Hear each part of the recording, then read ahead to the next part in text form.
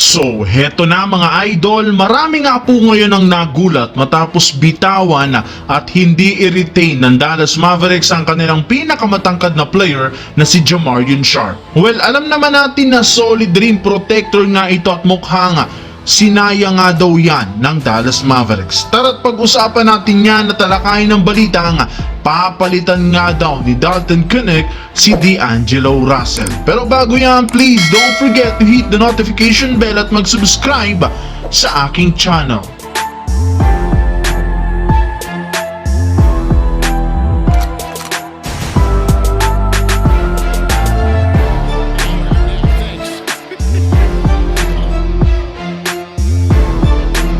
Ang video ng ito ay hatid sa inyo ng 1xBet. Suportahan at manalo sa inyong paboritong kupunan sa NBA, PBA at ngayong Paris Olympics. Maaaring makakuha up to 12,000 cash bonus sa inyong first deposit gamit ang aking promo code. Pag tama ang prediction mo, panalo ka. Pindutin lamang ang link sa comment section at mag-register gamit ang iyong GCash account para makapag-cash in at cash out. Isang paalala, tumaya mga stories ng responsable.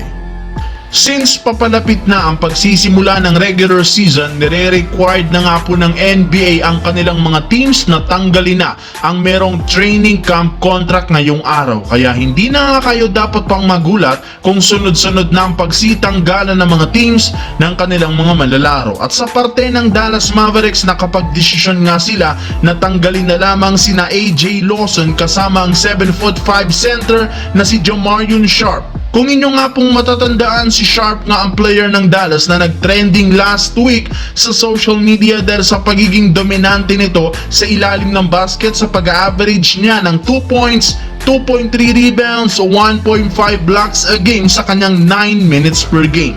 Dahil sa height at shot blocking ability nito, naikumpara pa nga siya sa batang superstar ng Spurs na si Victor Wembanyama. Ngunit sadyang malayong-malayo nga ang galawan ng dalawa. In fact, napakabagal nga daw ng galaw ni Sharp sa loob ng court at wala pa siyang shooting kung saan ito ang isa sa mga rason bakit tinanggal siya ng Dallas Mavericks. Samantala, hindi nga po sineryoso ng Los Angeles Lakers ang last game kontra sa Golden State Warriors matapos nilang paglaruin lamang dito ang mga bench player at ilang mga role player. Mas pinili nga pong pagpahingahin dito ang lahat ng mga starter at key player kagaya ni D'Angelo, Austin Reeves, LeBron, Hachimura, Anthony Davis, Gabe Vincent at maging si Dalton Keunig upang maging handa sina next week laban sa Minnesota Timberwolves. And speaking of Dalton Keunig, may lumabas nga pong balita na sumakit nga daw ang tuhod nito kasunod ng kanyang performance kahapon matapos bumangga ang tuhod sa mga player ng Phoenix Suns. Pero ayon kay Coach JJ Redick, hindi rin naman ito seryoso since inaasahan na makakapaglaro agad ito. Kaya mukhang makakahinga rin naman dyan ang mga Lakers fans na nagsuggest sa ideya kay Redick na gawing starter si Dalton Keunig. Matapos nga po ang pinakita nitong performance, deserve nga daw nitong palitan si D'Angelo Russell sa pwesto sa starting lineup dahil mas reliable nga po ang shooting nito sa 3 points kumpara sa kanya.